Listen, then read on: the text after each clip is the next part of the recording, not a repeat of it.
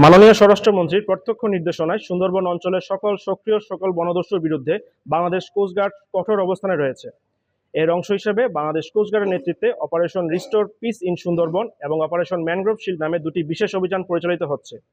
এই অভিযানের ধারাবাহিক সফলতা হিসেবে চতুর্থবারের মতো অপারেশন ম্যানগ্রোভ শিল্ডের আওতায় অভিযান পরিচালনা করে কুখ্যাত ডাকাত মেজর জাহাঙ্গীর বাহিনীর প্রধান মোহাম্মদ জাহিদুল ইসলাম ওরফে মেজর জাহাঙ্গীরকে আটক করা হয়।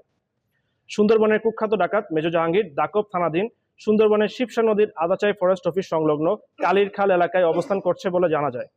প্রাপ্ত গোপন তথ্যের ভিত্তিতে আজ 12 মে 2026 মঙ্গলবার মধ্যরাত 1টায় কোস্টগার্ড বেস মংলা কর্তৃক উক্ত এলাকায় একটি বিশেষ অভিযান পরিচালনা করে তাকে 2টি একনলা বন্দুক ও 5 রাউন্ড তাজা কার্তুজ সহ আটক করা হয়। আটককৃত ডাকাত মোহাম্মদ জাহিদুল ইসলাম ওরফে মেজর জাহাঙ্গীর নড়াইল জেলার নড়াগাতি থানার বাসিন্দা। সে দীর্ঘদিন যাবৎ এ বাহিনীর প্রধান হিসেবে সুন্দরবনের ডাকাতি ও সাধারণ জেলেদের জিম্মি করে মুক্তিপণ আদায় করে আসছিল।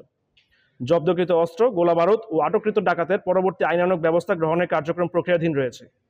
সুন্দরবনকে সম্পূর্ণরূপে দস্যুমুক্ত করতে বাংলাদেশ কোস্টগার্ড ভবিষ্যতেও এ ধরনের অভিযান অব্যাহত রাখবে।